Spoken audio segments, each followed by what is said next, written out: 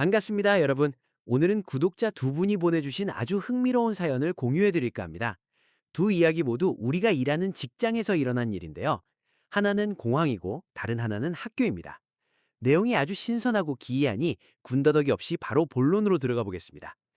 첫 번째 주인공은 싱가포르에 사시는 11님입니다. 2016년 당시 11님은 싱가포르 창의공항의 한 터미널에서 보조경찰로 근무하고 계셨다고 해요. 실내 온실 정원과 실내 폭포가 있는 그 유명한 공항 맞습니다. 112은 저녁 7시부터 다음날 아침 7시까지 근무하는 야간 고정근무자였습니다. 첫 번째 사건은 112이 당직을 서던 어느 날 밤에 일어났습니다. 당시 112은 인도계 동료 한 분과 함께 특정 단체 대기구역을 지키고 있었는데요. 대기실 서너 개가 한 곳에 모여 있는 그런 구역이었죠. 대기실 안에는 화장실, 기도실, 그리고 작은 식당이 하나 있었습니다. 낮에 승객이 있을 때는 식당에 종업원이 있지만 밤이 되면 이런 단체 계기 구역에는 승객이 들어오지 않습니다. 사실 이들이 밤새 이곳을 지키는 주된 이유는 식당의 음식 도난을 막고 공항 직원들이 몰래 들어와서 농땡이를 피우거나 쉬는 걸 방지하기 위해서였죠. 당직 근무 중에 112는 대기실에서 컴퓨터로 인터넷을 하며 시간을 때우고 있었습니다. 그러다 새벽 서너 시쯤 되었을 때 목이 말라서 화장실 옆에 있는 정수기로 물을 마시러 갔습니다. 그런데 고개를 숙여 물을 마시려는 그 순간 여자 화장실 쪽에서 여자가 흥얼거리는 노랫소리가 들려왔습니다. 아주 음산하고 끊어질 듯 이어지는 소리였는데 그 소리가 멀어졌다 가까워졌다 하는 느낌이었죠. 처음에는 자신이 잘못 들었나 싶었습니다. 왜냐하면 이 넓은 대기 구역에는 자신과 저쪽 소파에 있는 인도계 남자 동료뿐이었고 여자 화장실에 사람이 있을 리가 없었으니까요. 그런데 갑자기 여자 화장실 문이 쾅 하고 마치 누군가 아주 세게 내리친 것처럼 닫히는 소리가 났습니다. 112는 정말 깜짝 놀랐습니다. 당시에 어디서 그런 용기가 났는지 모르겠지만 아마 공포심과 함께 알 수 없는 욱하는 화가 치밀어 올랐던 것 같습니다. 112는 들고 있던 파일로 옆에 있던 스테인리스 정수기를 쾅 하고 세게 쳤습니다. 조용하고 텅 빈 대기실에 그 금속음이 아주 크게 울려 퍼졌죠. 얼마나 컸는지 저만치 떨어진 소파에 누워 쉬던 남자 동료도 벌떡 일어나 고개를 내밀고 112를 쳐다볼 정도였습니다. 그때부터 여자 화장실 쪽은 조용해졌습니다. 하지만 112는 속으로 너무 무서웠죠. 짐짓 아무렇지 않은 척 몸을 돌려 동료가 있는 쪽으로 걸어갔습니다. 두 사람 거리는 대략 7, 8미터 정도였는데 동료가 계속 112이 걸어오는 방향, 즉 112의 등 뒤쪽을 뚫어지게 쳐다보고 있는 겁니다. 동료의 눈빛이 뭔가 좀 이상하고 묘했지만 112는 무서워서 뒤를 돌아볼 수가 없었습니다. 그런데 동료에게 거의 다 다가갔을 무렵 갑자기 등 뒤에서 서늘한 바람이 확 불어오더니 귓가에서 아주 음침한 목소리로 흐 하고 웃는 소리가 들렸습니다. 112는 그 자리에서 다리에 힘이 풀려버렸고 몸을 가누지 못하고 그대로 바닥 카펫 위에 주저앉고 말았습니다. 동료가 그걸 보고 급히 달려와서 그를 부축해 일으켜 세우더니 귓가에 대고 조용히 말했습니다. 너 아무 말도 하지 말고 뒤도 돌아보지 마. 내가 부축해 줄 테니 일단 소파에 가서 앉자. 분명히 그 동료는 112의 등 뒤에 있는 무언가, 평범하지 않은 존재를 본 게 확실했습니다. 인도계 동료는 모태신앙의 영향으로 그런 쪽 감각이 좀 있는 편이었거든요. 그렇게 두 사람은 새벽 5시가 될 때까지 소파에 앉아 잠도 못 자고 꼼짝도 못한 채 버텼습니다. 112는 자신이 어떻게 5시까지 버텼는지 기억도 안 난다고 해요. 시간이 멈춘 것 같았고 머릿속이 하얘졌다고 합니다. 5시가 넘어 입국장에 승객들이 하나둘 들어오기 시작해서야 두 사람은 자리에서 일어나 천천히 대기실을 빠져나와 사무실로 향했습니다. 주변에 사람이 많아지자 그제야 마음이 좀 놓였다고 해요. 인종하고 싶진 않지만 이게 112이 난생 처음으로 영적인 세계를 아주 가까이서 느낀 충격적인 경험이었습니다. 첫 번째 사건이 소리만 들은 것이라면 두 번째 사건은 믿을 수 없는 장면을 직접 목격한 일입니다. 게다가 목격자가 여러 명이었죠. 이 일도 한밤중에 일어났습니다. 당시 112는 공안 관제실, CCTV실 당직을 서고 있었고 상사와 함께 근무 중이었습니다. 늦은 밤 지령실로부터 연락을 받은 인도계 여직원 2명이 지하 대기실로 보안 검색을 하러 갔습니다. 그곳은 주기장, 비행기 주차장 바로 옆에 있는 대기실이었죠. 15분 뒤에 승객이 없는 빈 비행기가 착륙하는데 그 비행기에서 기장과 견습 조종사, 이렇게 2명의 승무원이 내릴 예정이니 보안 검색을 하라는 지시였습니다. 112님과 상사는 관제실 모니터를 통해 두 여직원이 지하 대기실에 도착해 준비를 마치고 기다리는 모습을 보고 있었죠. 잠시 후 대기실의 자동문이 열렸습니다. 나중에 그 여직원들이 말하길 당시 문이 열리고 외국인 승무원 2명, 즉 기장과 견습 조종사가 걸어 들어왔다고 했습니다. 네 사람은 서로 가벼운 인사를 나눴고 여직원들은 모든 보안 검색 절차를 마친 뒤 각자 헤어졌다고 했죠. 아주 평범한 상황이었습니다. 하지만 모니터를 보고 있던 112님과 상사는 등골이 오싹해졌습니다. 화면에 보이는 장면은 여직원들의 말과는 완전히 달랐기 때문입니다. 관제실 화면에서는 자동문이 열렸지만 아무도 걸어 나오지 않았습니다. 그런데 두 여직원은 마치 마임 공연을 하듯이 허공에 대고 말을 걸고 허공을 향해 표준 보안 검색 절차를 밟고 있었습니다. 보이지 않는 사람의 몸을 수색하는 신용을 하고 심지어 검색이 끝난 후에는 허공에 손짓하며 길을 안내하기까지 했죠. 이 기이한 광경을 다 지켜본 1님과 상사는 어쩔 줄을 몰랐습니다. 이게 도대체 무슨 상황인가 싶었죠. 그들은 즉시 공항 경찰에게 연락해 와달라고 했고 현장에 있던 여직원들에게도 당장 관제실로 오라고 전화했습니다. 공항 경찰 3명이 금방 도착했습니다. 112님은 그들에게 녹화된 CCTV 영상을 보여주었죠. 경찰들도 그 영상을 보고는 말문이 막혔습니다. 그때 여직원 2명이 관제실로 들어왔는데 그들은 아무것도 모른 채 이 새벽에 왜 우리한테 검색 업무를 시키냐며 투덜거리고 있었죠. 전혀 이상함을 느끼지 못한 상태였습니다. 경찰은 그들에게 말했습니다. 마음의 준비 좀 하세요. 지금부터 보여드릴 게 좀 이상할 수도 있는데 이게 사실입니다. 일단 한번 보세요.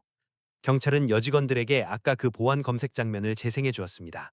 화면 속에는 두 여직원이 허공에 대고 열심히 검색 동작을 하는 모습이 담겨 있었습니다. 그 동작이 너무나 자연스럽고 생생했죠. 하지만 다른 부서에 확인해 본 결과 그날 밤에는 착륙한 빈 비행기가 없었고 당연히 검색할 승무원도 배치된 적이 없었습니다. 이 사실을 알게 된 두 여직원은 완전히 멘붕에 빠졌습니다. 그럼 자기들이 받은 지령은 뭐였으며 눈앞에서 보고 대화했던 두 승무원은 도대체 누구였을까요? 영상을 다 본 여직원들은 의자에 멍하니 앉아 공포에 질린 표정을 짓더니 약속이나 한 듯 울음을 터뜨렸습니다. 현장에 있던 다른 사람들이 그들을 위로해 주느라 진땀을 뺐죠. 공항 경찰은 이 일을 절대 발설하지 말라고 경고하며 공항 관리부서와 협의해 처리하겠다고 했습니다.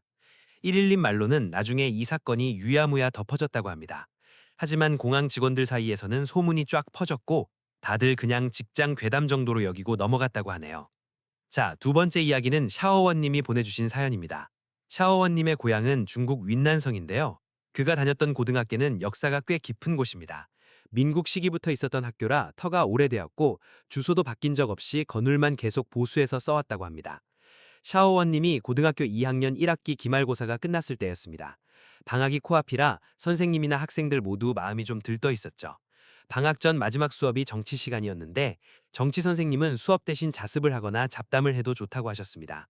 평소 이 정치 선생님은 학교에서 아주 오래 근무하셨고 늘 엄숙하고 웃음기 없는 분이었는데 그날따라 기분이 좋아 보이셨대요. 학생들이 왁자지껄하게 선생님께 학교에 대한 소문을 물어보기 시작했습니다. 어떤 학생이 선생님, 우리 학교 공동묘지 위에 지은 거 맞죠? 학교에 귀신 나온다던데 진짜예요? 라고 물었습니다. 그러자 선생님은 쓸데없는 소리 마라. 우리 학교는 묘지 위에 지은 거 아니다. 귀신도 없어. 하지만 예전에 한 여선생님이 있었는데 귀신이라기보다는 참 불쌍한 영혼이지. 라고 운을 떼셨습니다. 그리고 선생님이 직접 겪은 실화를 들려주셨는데 이건 진짜 있었던 일이고 학교 선생님들은 웬만하면 다 아는 이야기라고 강조하셨습니다. 때는 문화 대혁명 시절, 학교에 정상적인 수업이 불가능하고 상황이 아주 험악했던 시절이었습니다. 많은 선생님이 떠나고 학생들도 수업을 안 들어 학교 운영이 힘들었죠.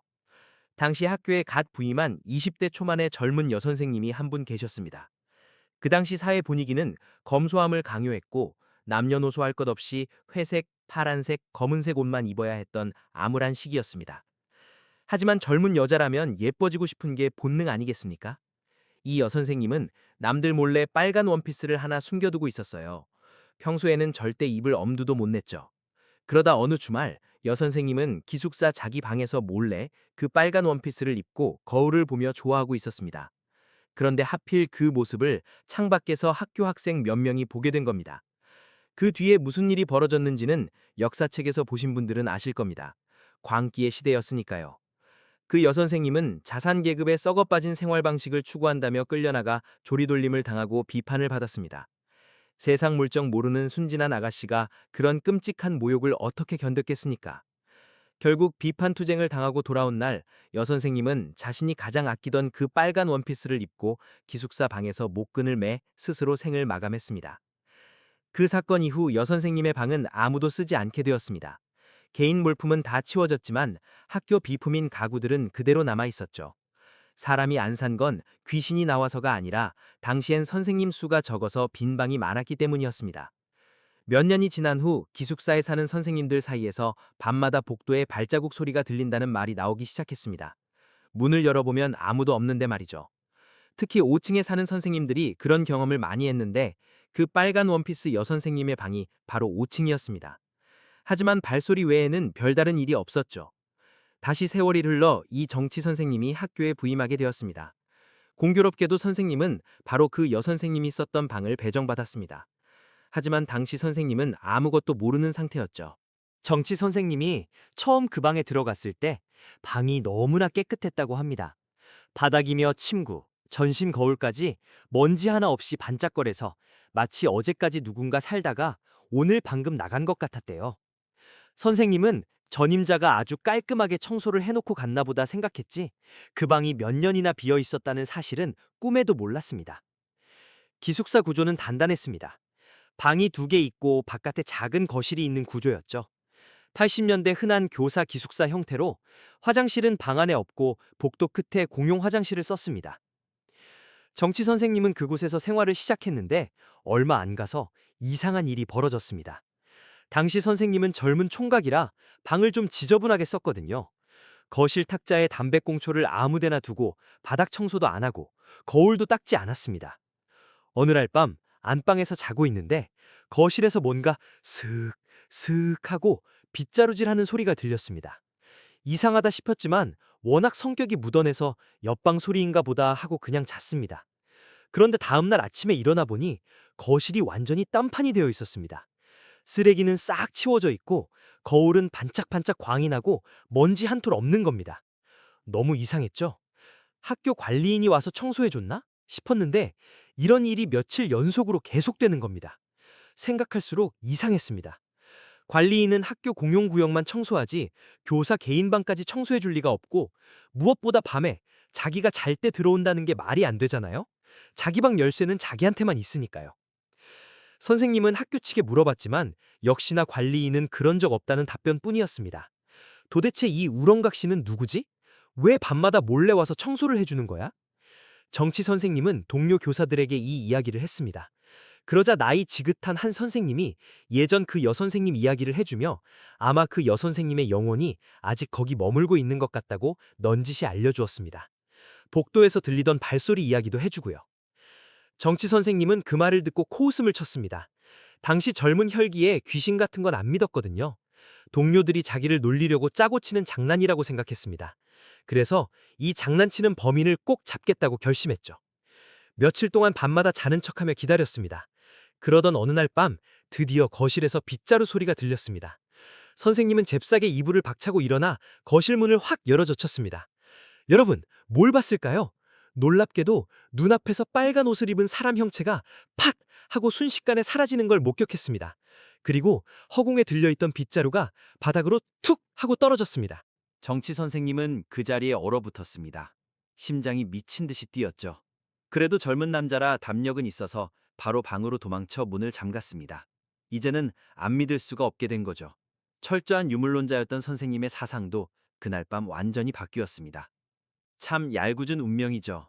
선생님은 학생들에게 말했습니다. 사실 그 귀신이 무섭다기보다는 너무 불쌍했다고. 그 격동의 시대에 억울하게 희생된 피해자잖아요. 귀신이 되어서도 사람을 해치거나 놀라게 하기는커녕 방을 청소해주고 있었다는 게 마음이 아팠던 겁니다.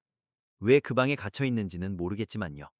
이 이야기는 학교 전체에 파다하게 퍼졌습니다. 학생뿐만 아니라 학부모들까지 알게 되었죠. 학교 측도 압박을 느꼈는지 얼마 안 가 그 낡은 기숙사를 헐어버렸습니다. 표면적인 이유는 건물 노후화였죠. 그리고 그 자리에 새 교사 건물을 지었는데 그게 바로 샤오원님이 공부하던 그 건물입니다. 하지만 건물만 새로 지었다고 끝난 게 아니었습니다. 새 건물을 5층까지 올릴 때 비계 위에 있던 인부가 5층에서 빨간 옷을 입은 사람이 휙 지나가는 걸 보고 놀라서 떨어질 뻔한 사고가 있었습니다. 예전 여선생님 방이 있던 바로 그 5층에서 말이죠. 건물이 완공된 후에도 5층에서는 여전히 밤마다 발소리가 들렸습니다. 야간 자율학습을 하던 학생들이 복도에서 또각또각 걷는 소리를 자주 들었죠. 이런 일이 반복되자 학교도 어쩔 수 없이 5층 교실 전체를 폐쇄하고 실험실로만 개조해서 낮에 선생님 인솔아에만 잠깐씩 쓰게 했습니다. 학생들은 그제야 모든 의문이 풀렸습니다. 왜 4층에서 5층으로 올라가는 계단에 항상 철문이 잠겨 있었는지, 그리고 왜 밤에 학교의 다른 층은 불을 다 꺼도 5층 전체는 밤새 환하게 불을 켜놓는지 말이죠. 정치 선생님은 이유를 모른다고 했지만 샤워님 생각에는 선생님도 분명 알고 계셨을 겁니다. 학교가 전기세 아까운 줄 모르고 텅 빈 층에 불을 켜놓는 건 아마 전문가의 조언을 듣고 양기를 채우기 위해서였겠죠. 샤워님은 그 엄격하던 정치 선생님이 이런 기이한 경험담을 들려주실 줄 몰랐다고 합니다. 나중에 반장이 담임 선생님께 이게 진짜냐고 물어봤는데 담임 선생님이 깜짝 놀라면서 그 양반이 너희한테 그 얘기를 다 해줬어? 라고 하셨대요. 긍정도 부정도 안 했지만 그 반응만으로도 사실이라는 걸 인증한 셈이죠. 빨간색은 원래 불, 화를 상징하고 강한 양기를 뜻하지만 억울하게 죽은 영혼에게는 그 강한 에너지가 오히려 영혼을 묶어두는 족쇄가 되어 윤회를 막는다는 속설이 있습니다. 그 여선생님은 아직도 그곳에 계실까요? 부디 학교에서 제대로 된 의식을 치러서 그 선생님이 고통에서 벗어나셨기를 바랍니다.